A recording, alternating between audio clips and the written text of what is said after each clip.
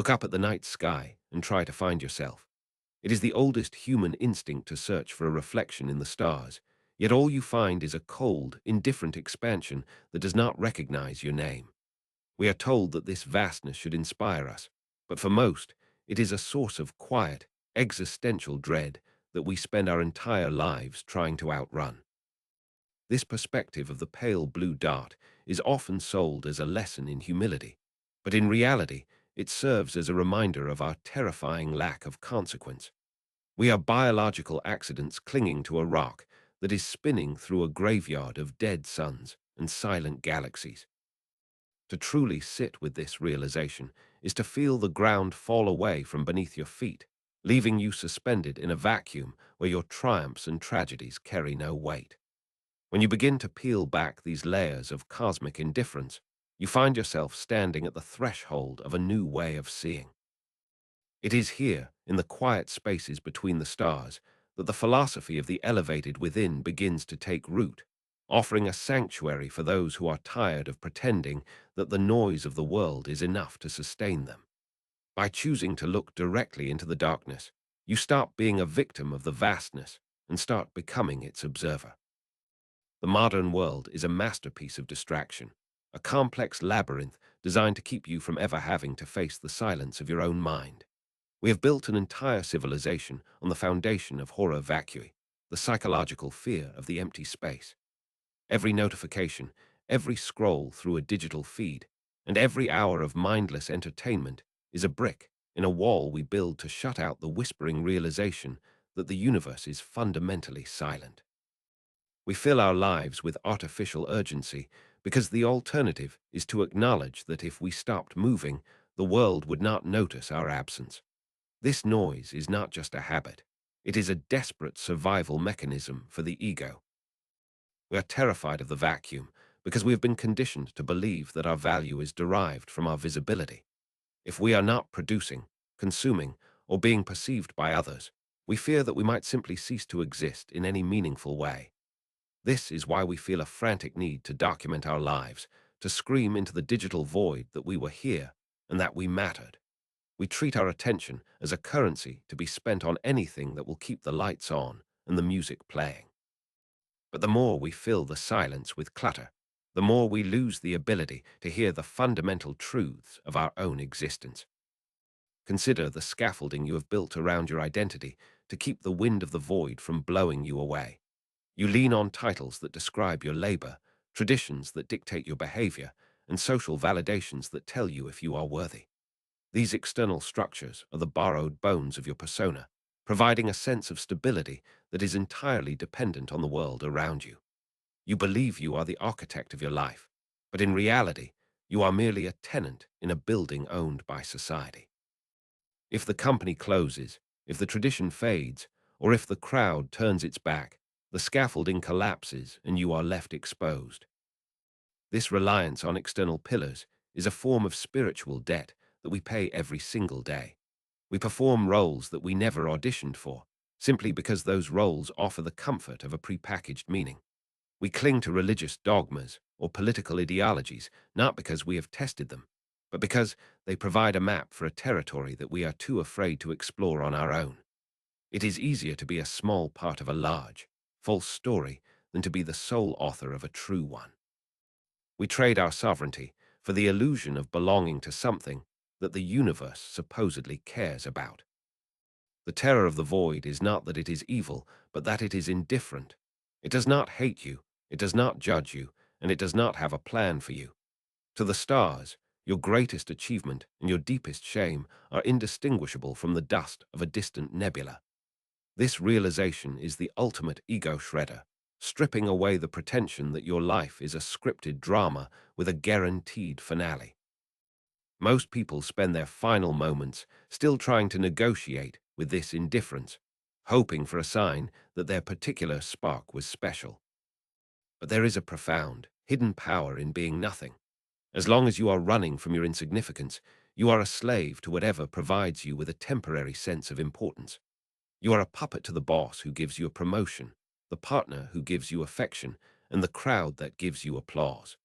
You are constantly managing your image to ensure that the scaffolding remains intact, terrified that a single crack will reveal the emptiness behind the mask. You cannot be free as long as you are dependent on the universe to tell you that you matter. Become the architect of your own universe. You must first allow the old one to burn down to the ground. You must walk into the center of the void and realize that the darkness you feared is actually the most fertile soil imaginable. When you embrace the fact that you are nothing in the eyes of the cosmos, you are finally granted the permission to be anything in your own eyes.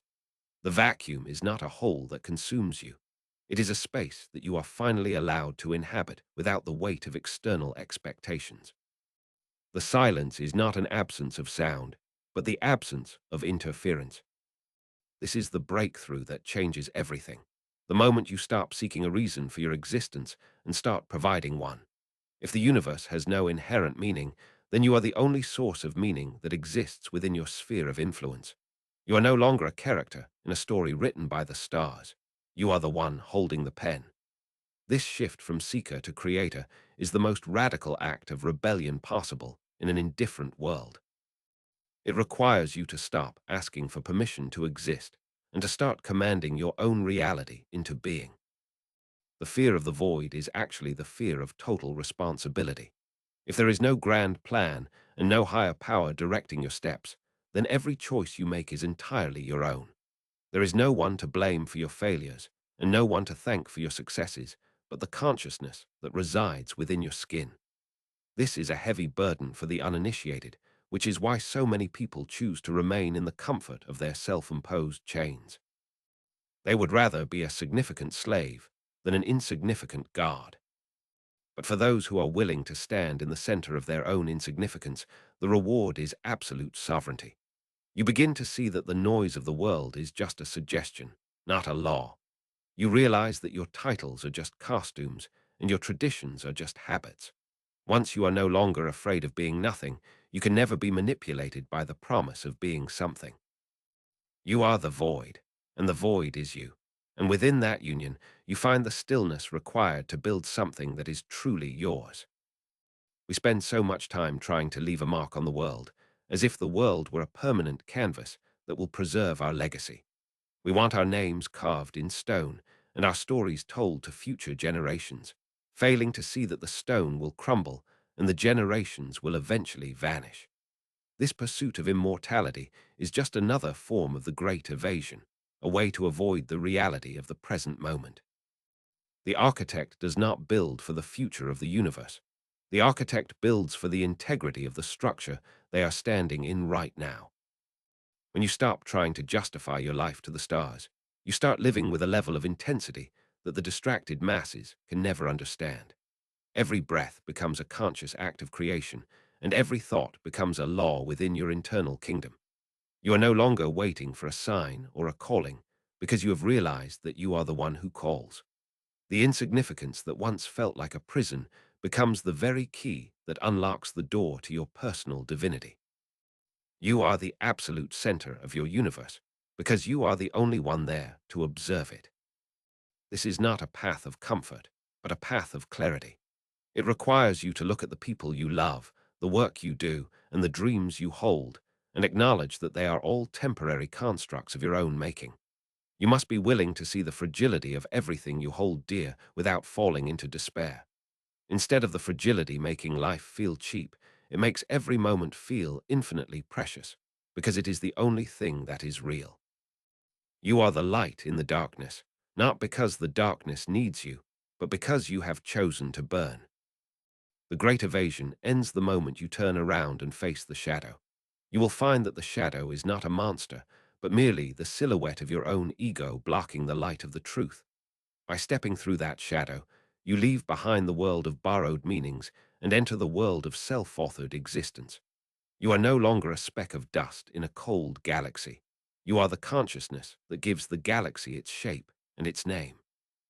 The void is not your enemy. It is your canvas, and it is finally time to start the work. We must learn to appreciate the terrifying beauty of our own transience. The fact that we are here for only a flicker of cosmic time is not a tragedy. It is the ultimate liberation. It means that the stakes are both zero and infinite at the same time. Nothing you do matters to the universe, which means everything you do matters to you. You are free to fail, free to change, and free to reinvent yourself as many times as you desire, because there is no celestial ledger keeping track of your mistakes. The architect understands that the vacuum is the only place where true construction can happen. In a crowded room, you can only rearrange the furniture, but in an empty space, you can build a palace. Most people spend their lives rearranging the furniture of their inherited beliefs, wondering why they still feel cramped and unfulfilled. They are afraid of the emptiness that would result if they threw everything out, not realizing that the emptiness is exactly what they need to breathe. You must clear the rubble of the old world before you can lay the foundation of the new one. This process of clearing is painful because we are attached to our clutter. We find comfort in our grievances, our limitations, and our small-minded certainties. To let go of these things is to feel a sense of nakedness that is deeply uncomfortable. But it is only in this state of total exposure that you can begin to see what is actually yours and what was merely given to you. The architect does not use second-hand materials. They forge their own values from the raw heat of their own experiences. As you move forward, the noise of the world will continue to try and pull you back into the great evasion. It will offer you new distractions, new identities, and new reasons to be afraid of the silence. But once you have tasted the freedom of the void, these offerings will seem like children's toys. You have seen the stars for what they are, and you have seen yourself for what you can be. You are the master of the empty space, the one who decides what is beautiful, what is true, and what is worth your time. The transition from a life of evasion to a life of architecture is the most important journey you will ever take. It is the movement from being a passive recipient of reality to being an active participant in its creation. You stop asking why things are the way they are and start deciding how they will be. The void is no longer a threat to your existence, but the very medium of your expression. You are the architect of the void, and your work has only just begun. The persistent delusion of the main character syndrome is the first structure we must dismantle with surgical precision. We have been spoon-fed a narrative that positions us at the center of a grand, unfolding epic, where every setback is a plot point, and every victory is a destined triumph. This social construct is a comforting lie designed to protect the ego from the terrifying reality that the universe does not have a script for you. When you begin to strip away this perceived importance, you realize that your story is not a divine mandate, but a collection of borrowed habits and inherited expectations. You are not the protagonist of a cosmic drama. You are a temporary witness to a process that began billions of years before your birth and will continue long after your atoms have returned to the soil. Society functions as a collective agreement to maintain this fiction of the individual as a monumental entity.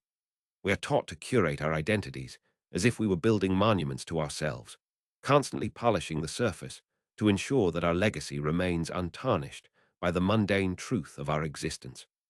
This performance of the self is exhausting because it requires constant validation from an audience that is equally preoccupied with their own desperate performances. To achieve ego death is to stop seeking a standing ovation for simply existing and to acknowledge that the stage itself is a temporary arrangement of matter. Once you stop trying to be the hero of a story that no longer exists, you gain the freedom to observe the world without the distorting lens of your own vanity. Consider the biological reality of your physical form, a complex machine governed by the same indifferent laws that dictate the movement of tides and the decay of isotopes. Your pain, your ecstasy, and your most profound realizations are biochemical events that the cosmos regards with the same neutrality it offers to a stone or a star. The matter that composes your brain does not care if you succeed or fail.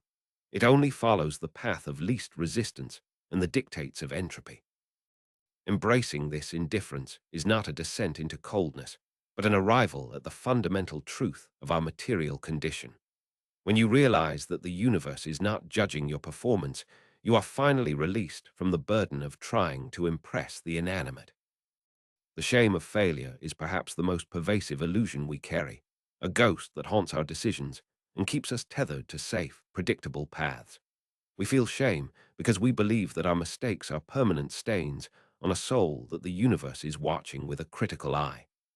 In reality, the concept of failure requires a standard of perfection that does not exist in the natural world, where everything is in a constant state of flux and reorganization. A dead tree is not a failure of the forest.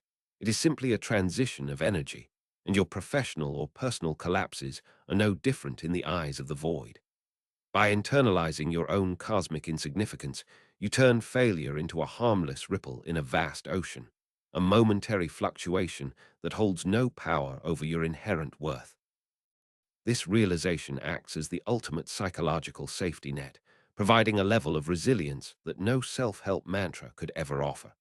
If nothing you do carries a weight that the universe will remember, then the stakes of your life are effectively zero, allowing you to move with a lightness that the ego-bound can never achieve.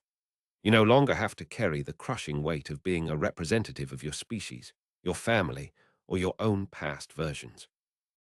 You are granted the permission to be wrong, to be messy, and to be entirely unremarkable without the fear of celestial retribution. The insignificance you once fled from is actually the very thing that grants you the sovereignty to exist on your own terms. To reach the empty canvas of the self, you must first engage in a systematic demolition of the rubble you have inherited from the world. Most of us are living in structures designed by our ancestors, decorated with the insecurities of our parents, and reinforced by the demands of a marketplace that profits from our discontent.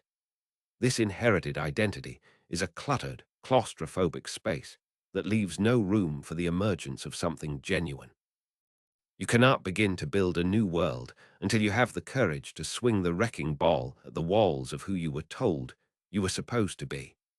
This process of clearing the rubble is often mistaken for a crisis, but it is actually the most honest work a human being can perform. The void is not a predatory black hole waiting to consume your essence. It is the silence that remains when the noise of the world finally subsides. It is a blank workspace, a field of potentiality that is only frightening because it offers no predefined directions or boundaries. When you stand in the center of this emptiness, you are finally free from the gravity of other people's opinions and the suffocating pressure of cultural norms.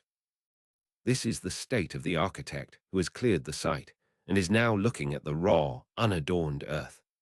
The rubble of the old world must be discarded entirely, for you cannot construct a temple of self-sovereignty using the cracked bricks of social approval. Visualizing the void as a workspace requires a fundamental shift in how you perceive the absence of meaning. Rather than seeing a vacuum that needs to be filled with more distractions, see it as the only environment where true creation is possible. In a world that is already full, you can only be a consumer or a curator. But in the void, you are the primary source of everything that comes next. This is the moment where the fear of being nothing transforms into the realization that being nothing is the prerequisite for becoming anything. The silence of the universe is not a rejection. It is an invitation to finally listen to the frequency of your own existence without the interference of the crowd. The dismantling of the ego is a continuous practice, a peeling away of the layers of performance that we have mistaken for our core. We find that beneath the titles, the possessions, and the social roles, there is an observing consciousness that is both incredibly small and infinitely vast. This consciousness does not need to be special to be valid. Its validity is self-evident in its ability to perceive the void. By accepting that you are a speck of dust, you stop trying to be a mountain, and in doing so, you find the stability that the mountain can never have. You become untouchable because you have already surrendered everything that the world could possibly take away from you. The relief that comes with this surrender is profound, a cooling of the fever that drives us to compete, to compare, and to despair. We see the frantic energy of the world for what it is, a collective attempt to outrun the shadow of the void through endless motion and noise. By choosing to stand still and face the shadow, you break the cycle of evasion that defines the human experience.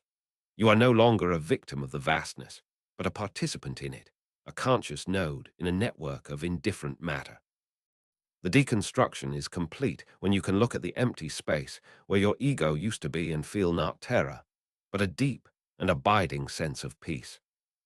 The rubble of your old life may still lie around your feet, but it no longer has the power to dictate the shape of your reality. You are standing on the cleared ground of your own existence, stripped of the illusions that once made you feel safe, but kept you small. This is the necessary state of the architect before the first blueprint is drawn, a moment of total stillness and absolute clarity. The world will try to hand you new bricks and new plans, but you have learned the value of the empty space. You are ready to inhabit the void, not as a refugee seeking shelter, but as a master preparing to build. The realization that the universe is indifferent is usually met with a heavy, leaden sadness, a feeling that we have been cheated of a grand purpose. We mourn the loss of a cosmic father figure or a pre-written destiny as if we have lost a limb, failing to see that we have actually been unchained from a heavy burden. If there is no objective meaning etched into the fabric of the cosmos, then there is no objective failure, no ultimate sin, and no cosmic judgment waiting to condemn your choices. This is the birth of optimistic nihilism, the understanding that the absence of a higher plan is the greatest gift a conscious being could ever receive. You are no longer a servant to a narrative you did not write. You are a free agent in a playground of infinite possibilities. When you accept that nothing matters in the grand, celestial scale, the weight of the world evaporates, leaving you with a lightness that most people spend their lives trying to buy. The pressure to be someone important, to leave a legacy, or to fulfill a destiny is revealed as a phantom, a social ghost that only has power if you believe in its existence. In a universe where everything eventually turns to dust, the only things that carry weight are the things you choose to imbue with significance. This is not a descent into a cold and grey existence, but an ascent into a world of vibrant, self-chosen colors. You are finally free to enjoy the sunlight, the taste of a meal, or the thrill of a creative act without needing those things to justify your place in the universe. The architect moves past the morning phase of nihilism and into the state of total permission, where the vacuum becomes a theater of the self. Most people stop at the realization that life has no inherent meaning and fall into a paralysis of despair, unable to move without the guidance of a higher power. They are like children who have been told the game is over, sitting on the field because they do not realize they now own the stadium. The architect understands that the end of the old story is simply the opening of the blank page, and the silence of the stars is the quiet required to hear one's own voice. Everything is permitted because there are no cosmic laws governing the internal landscape of your mind. We have been conditioned to believe that meaning is something to be discovered, like a hidden treasure buried under the layers of our daily lives. We go on retreats, read ancient texts, and wait for a lightning bolt of inspiration to tell us why we are here, treating our own lives as a puzzle with a single, correct solution. The architect rejects this passive search and understands that meaning is not found. It is manufactured through the sheer force of will. When you stop asking the universe for a reason and start giving the universe a reason, you move from the role of the beggar to the role of the sovereign. You choose to care about art, or family, or the perfect craft of a physical object, not because it is objectively important, but because you have declared it to be so. The power of "because I said so" is the most potent tool in the architect's kit, yet it is the one we are most afraid to use. We feel the need to justify our passions and our values to an invisible audience, seeking a logical or moral consensus for the things that make us feel alive. But in the vacuum, there is no one to argue with and no one to provide a stamp of approval for your internal world.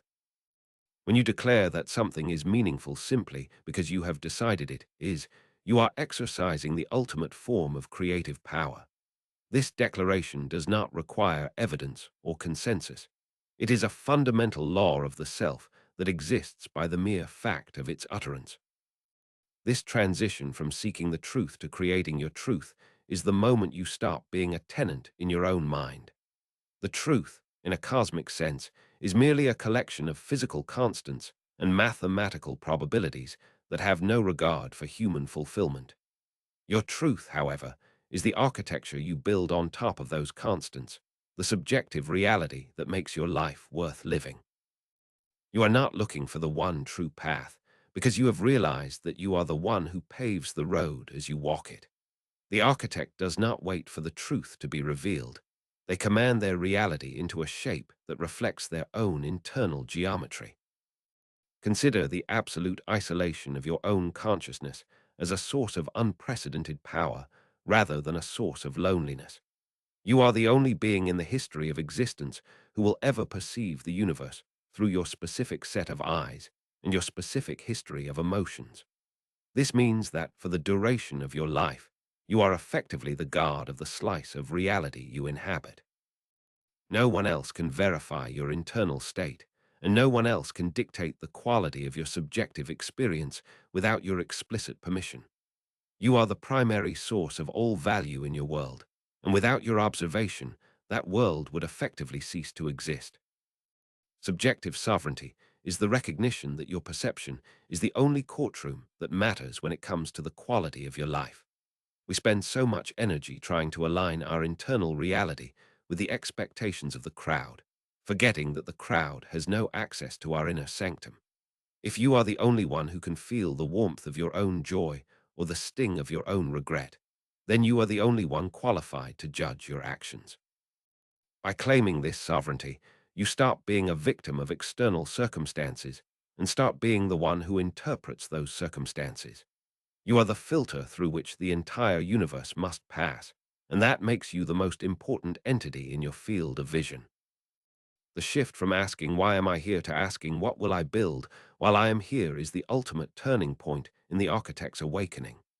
The question of why is a lingering symptom of the desire for external validation, a plea for the universe to explain itself to you.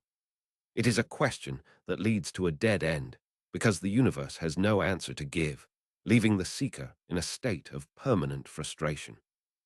The question of what, however, is a call to action that places the tools of creation directly in your hands.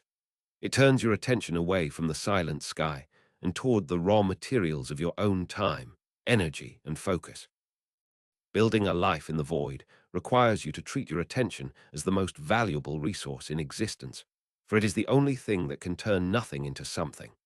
Where you place your focus, meaning begins to grow, and where you withdraw your focus, reality begins to fade into the background.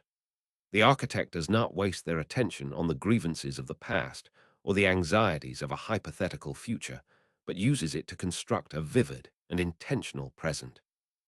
Every moment is a brick, and every thought is a blueprint for the internal temple you are erecting in the center of the silence. You are no longer waiting for a sign or a calling, because you have realized that you are the one who issues the commands. This agency is a radical departure from the way most people navigate their lives, which is a process of constant reaction to external stimuli. Most people are like leaves caught in a storm, believing that the wind is the only thing that matters and that they have no choice but to be blown wherever it leads. The architect acknowledges the wind, but realizes they are the one holding the rudder and the one who decides where the ship is headed. Even if the destination is arbitrary in the eyes of the stars, it is sacred in the eyes of the one who is sailing. You are the source of your own momentum, and your direction is a matter of personal law rather than cosmic destiny. The terror of the void is actually the fear of total responsibility, for if there is no grand plan, then there is no one else to blame for the state of your internal world. It is much easier to believe that you are a victim of fate or a pawn in a divine game than to accept that you are the sole author of your experience. But this responsibility is the price of freedom, and it is a price that the architect pays gladly in exchange for the right to build. When you accept that you are the one responsible for the weather of your own mind, you gain the power to change that weather. You are no longer waiting for the world to make you happy. You are the one who generates happiness as a byproduct of your own creative acts. This awakening requires a systematic dismantling of the habit of comparison, which is the most common way we give away our sovereignty. We look at the structures others have built and feel inadequate because our own landscape looks empty or unrefined by comparison. But the architect knows that every other person is also standing in their own void, desperately trying to project an image of stability that may be entirely hollow. Your internal universe is incomparable because it is the only one of its kind, and the only standard that matters is the one you have established for yourself. To compare your void to someone else's facade is to misunderstand the nature of the work you are doing. The transition to agency is also a transition from the language of should to the language of will. The word should is a ghost of external authority, a reminder of the laws and expectations that were handed to you by a world that does not know your name.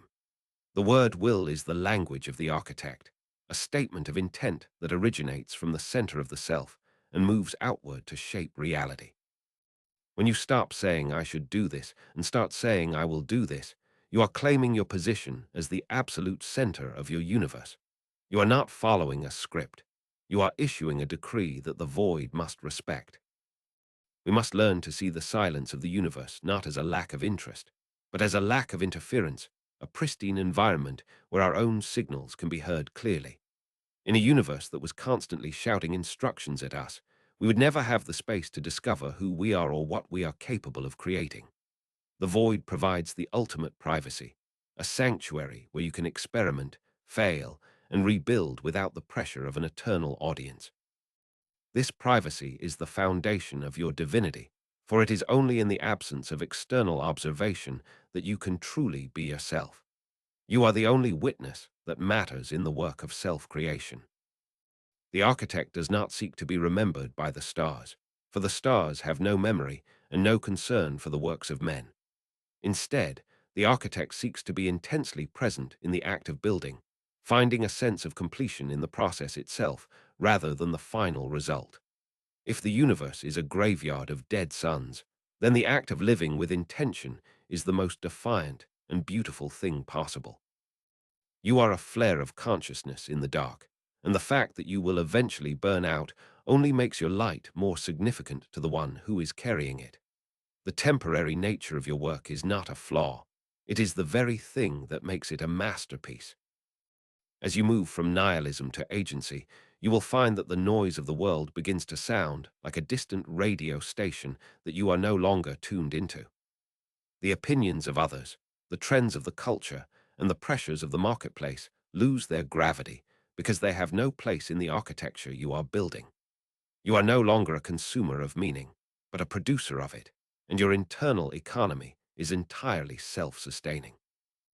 You do not need the world to tell you that you are valid because you have already granted yourself that validation through the act of your own sovereignty.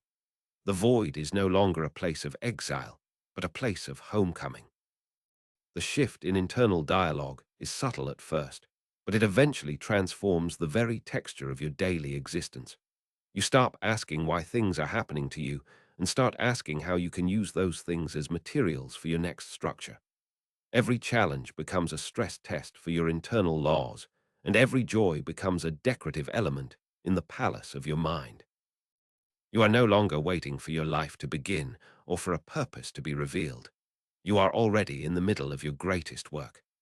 The insignificance that once felt like a prison has become the very key that allows you to walk through the door of your own personal divinity.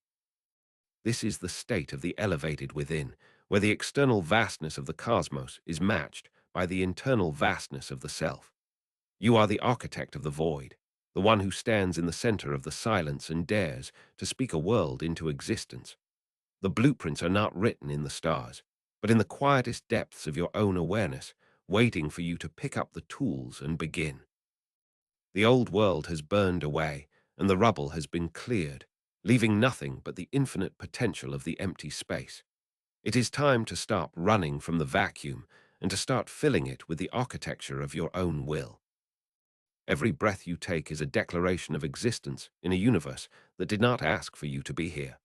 This unasked-for life is the ultimate canvas, a gift of time and matter that you are free to use in any way you see fit. You are the only one who can decide what is beautiful, what is noble, and what is worth the effort of your limited days. The void is your clay, and your consciousness is the heat that fires it into a permanent form. The work of the architect is never finished, for as long as you are observing, the universe is still being built. Begin the draft of your own existence.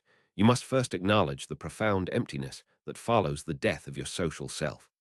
This is the values vacuum, a state where the things you were told to want suddenly lose their gravity and drift away into the dark. Without a crowd to applaud your acquisitions or a system to rank your progress, you may find that you have no natural appetite for the prizes you once hunted. This is not a failure of ambition, but the beginning of an honest inventory of the soul. You are sifting through the wreckage of your inherited desires to find the few golden threads that actually vibrate when you touch them. Most of what we call our personality is merely a collection of survival strategies designed to minimize friction with the world. We adopt the tastes of our peers and the morals of our era because standing alone in the void is a cold and terrifying prospect. But the architect understands that a borrowed life is no life at all. It is merely a long-term lease on a property you will never own. In the values vacuum, you are finally stripped of these masks and forced to look at the raw materials of your own preferences. You must ask what you would love if no one ever knew you loved it, and what you would build if it were destined to be seen by no one but yourself. This process of discovery is the most difficult stage of the construction, because it requires you to be ruthlessly honest about your own boredom. We often pretend to care about things because we believe that caring about them makes us appear sophisticated or virtuous to the invisible audience. You must give yourself permission to abandon the heavy books you do not enjoy and the social causes that do not actually move your heart. By clearing away the clutter of performative passion, you create the necessary space for your genuine obsessions to emerge. The void is not asking you to be a good person by the world's standards. It is asking you to be a real entity by your own. When you find something that remains interesting even in the absolute silence, you've found a cornerstone for your new reality. These genuine interests are the only things that can survive the transition from being a consumer to being a creator. They are the seeds of your personal laws, the inherent leanings of your consciousness that will dictate the shape of everything you build. You are no longer looking for a consensus on what is important, because you have realized that importance is a quality you project onto the world, not something you receive from it. Your vacuum is now becoming a laboratory where the only valid experiments are the ones that resonate with your internal frequency. Defining your personal laws is the act of establishing gravity in a weightless environment. These laws are the non-negotiables of your character, the internal geometry that prevents you from collapsing into the whims of the moment or the pressures of the crowd. They are not rules meant to keep you in line for a future reward, but structures meant to give your character its unique and unshakable shape. If your integrity depends on being observed by others, you have no integrity. You only have a reputation. The architect builds a constitution that remains true, even if they were the last conscious being in the entire galaxy. Consider the strength of a law that is forged in total solitude and tested against the pressure of your own private temptations. You might decide that your first law is the pursuit of absolute clarity in every thought, or a commitment to never betraying your own aesthetic sense for the sake of convenience.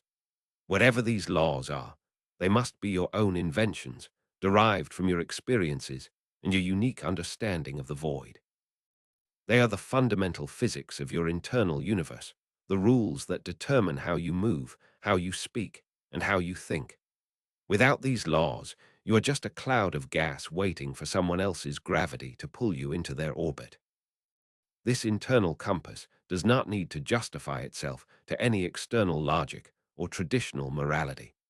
It is a self-referential system where the only metric of success is the alignment between your actions and your self-authored principles.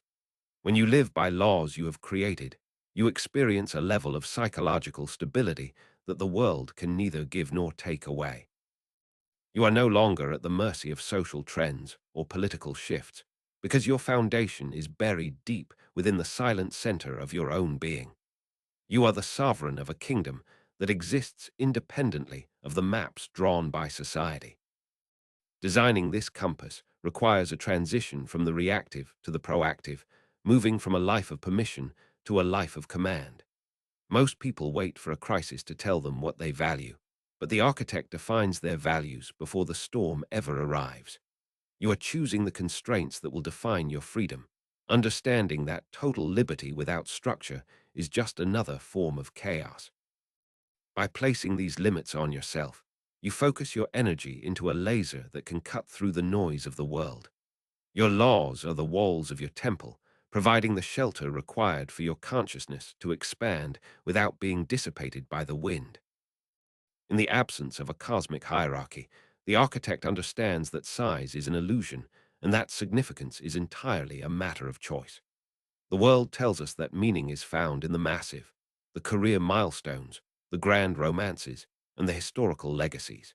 But the void reveals that a galaxy and a grain of sand are equally inconsequential to the infinite, which means they are equally capable of being the center of your attention.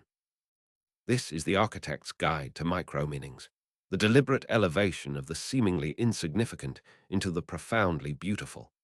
You are the one who decides that the way the light hits your morning coffee is a moment of peak aesthetic experience. When you reclaim the power to define what is important, your entire day becomes a continuous act of artistic creation. The mundane tasks that others find soul-crushing are transformed into sacred rituals of your own making. Washing a dish, writing a sentence, or walking down a quiet street are no longer things you do to get to the next moment. They are the moments themselves, fully inhabited and intentionally designed. You are no longer waiting for the big events to feel alive, because you have realized that life is composed entirely of these small, flickering instances of awareness. The architect finds more depth in a single, well-observed shadow than the distracted masses find in a lifetime of grand spectacles. This focus on the micro is a radical act of rebellion against a culture that demands constant, large-scale productivity and visibility. It allows you to build a life that is rich and textured regardless of your external circumstances or your social standing. If you can find the infinite within the finite, you can never be impoverished by the world's lack of recognition. You are constructing a palace of the senses where every detail is a testament to your own sovereignty. The beauty you find in these small things is not a consolation prize for your insignificance. It is the primary evidence of your power as an observer. By anchoring your meaning in the small and the immediate, you become immune to the existential dread that comes from looking too far into the future. The future is a ghost of the void, a theoretical space that you can never actually inhabit. The present, however, is the raw material of the architect, the only place where your laws can be applied and your beauty can be realized. Every small act of intentionality is a brick in the structure of your internal universe, reinforcing the reality of your presence. You are not building for a legacy that will eventually crumble. You are building for the integrity of the second you are currently breathing. As you begin to erect these structures of value and meaning, you will find that the world acts as a source of constant entropy, trying to dissolve your work back into the chaos. Other people are often walking voids of their own, desperately seeking to fill their emptiness with your energy, your time, and your compliance. They will project their expectations, their fears, and their unexamined grievances onto you, hoping to pull you back into the collective delusion of the great evasion. Boundary setting is the process of creating a protective atmosphere around your internal universe, ensuring that the pressure of your own soul is never crushed by the weight of the crowd. Your perimeter must be as absolute and as cold as the edge of a black hole, allowing nothing to pass through that does not align with your internal laws. This is not an act of cruelty, but an act of survival for the architect who knows that their creative power depends on the sanctity of their focus. You must learn to treat the negative projections and the social demands of others as mere background radiation, noise that exists in the distance but has no bearing on the integrity of your structure. To say no to the world is the only way to say a meaningful yes to yourself. You cannot build a sanctuary if you allow every passing stranger to dictate the floor plan. Protecting your internal universe requires a mastery of the graceful refusal and the ability to remain unmoved by the emotional turbulence of those around you. When you are the absolute center of your own universe, the opinions of others become suggestions rather than commands. You recognize that their judgment of you is actually a reflection of their own internal architecture, or lack thereof.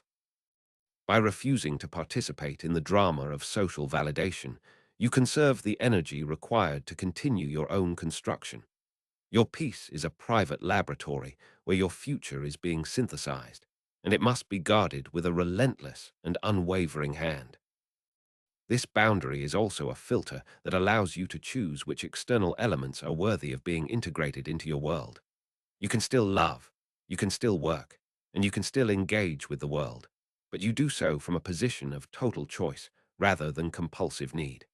You are no longer a victim of other people's moods or the shifting tides of cultural trends because you have an internal environment that is self-regulating. The entropy of the outside world cannot reach the core of your being because you have built a structure that is designed to withstand the vacuum. You are the master of your own climate, and the weather of your mind is your own responsibility. Sustaining this architecture against the storms of reality requires a constant vigilance and a willingness to perform regular maintenance on your internal laws.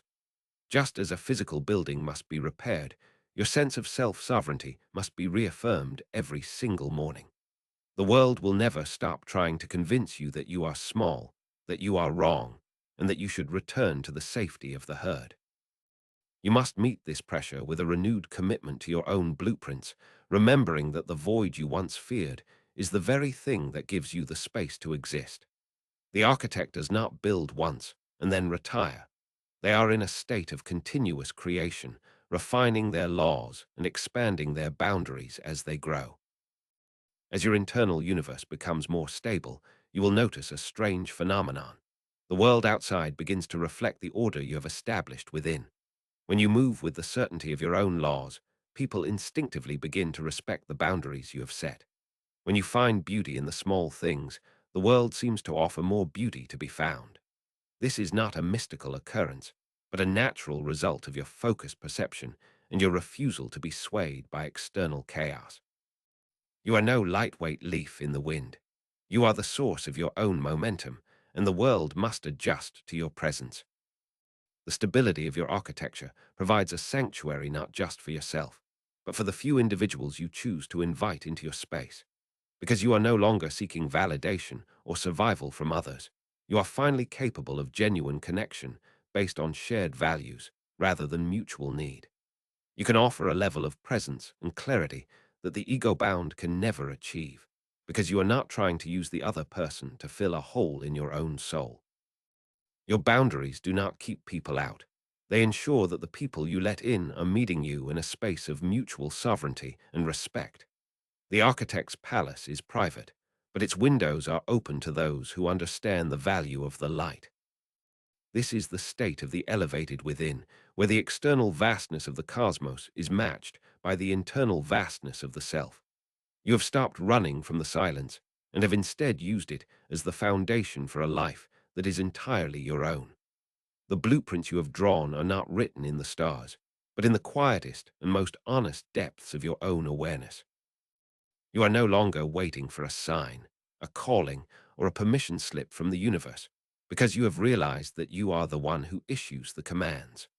The work of the architect is the only work that truly matters in an indifferent world, for it is the only way to turn the void into a home.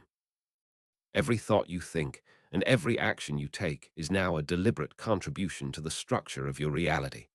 You are no longer a passenger in your own mind, but the pilot who decides the direction and the destination.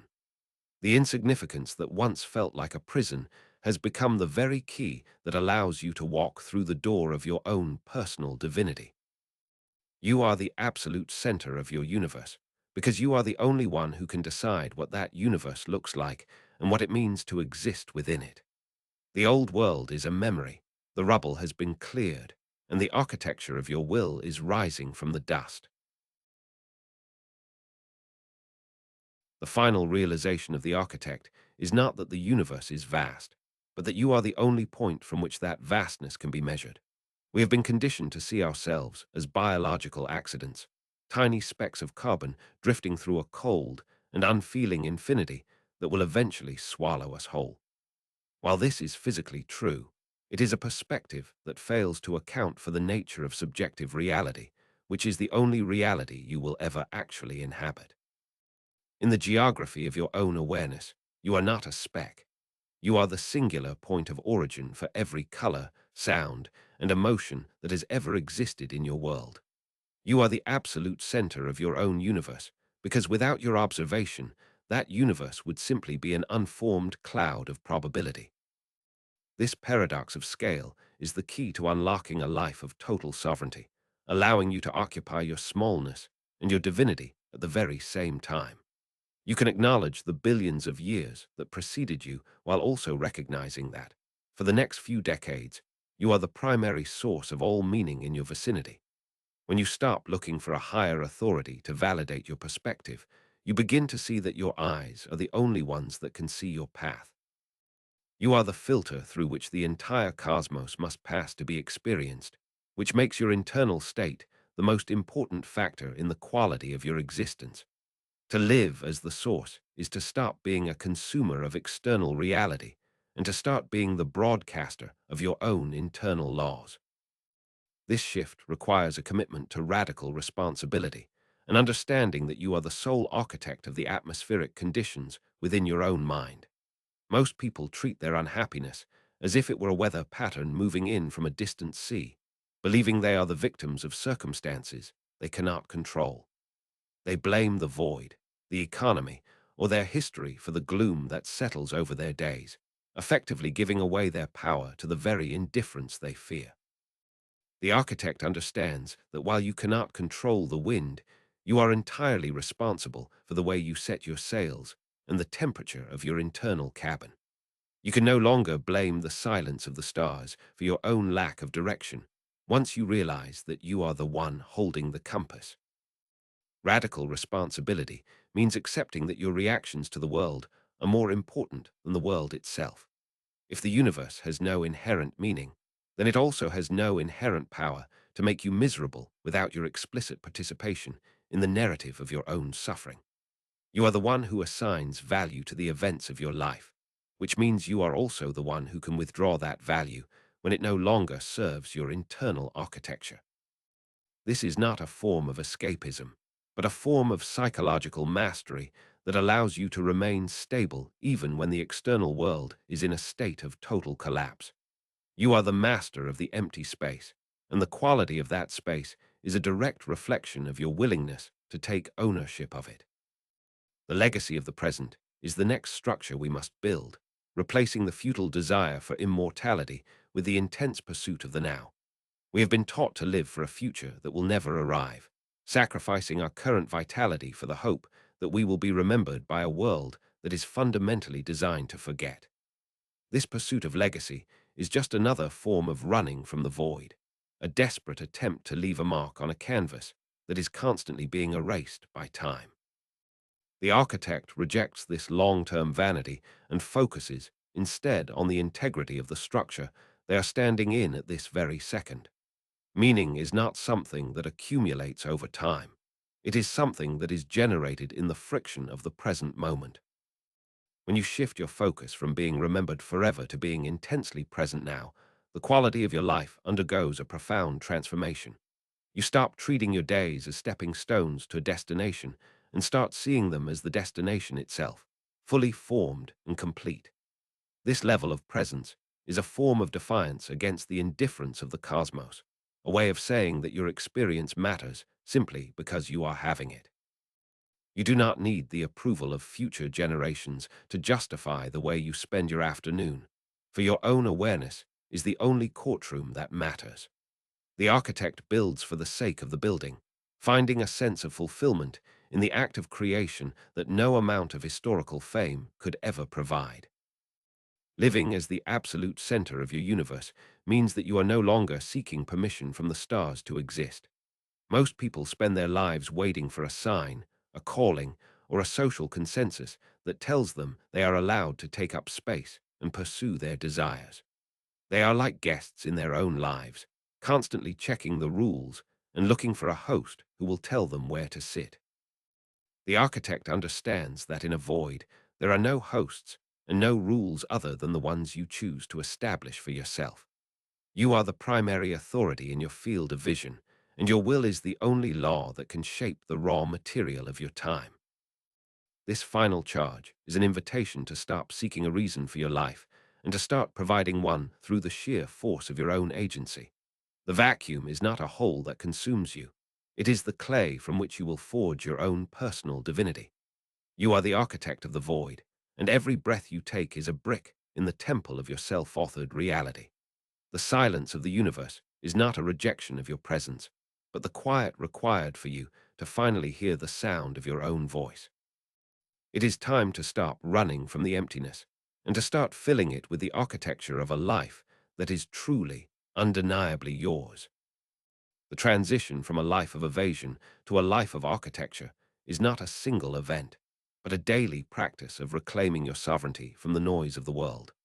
In the long term, this looks like a systematic reorganization of your habits, your relationships, and your internal dialogue to reflect your position as the source. You begin to treat your attention as a sacred currency, refusing to spend it on anything that does not contribute to the integrity of your internal structure. You become the gatekeeper of your own consciousness, ensuring that only the thoughts and influences that align with your blueprints are allowed to take root. This is the work of a lifetime, a continuous process of refining the self until it becomes an unshakable monolith in the center of the silence.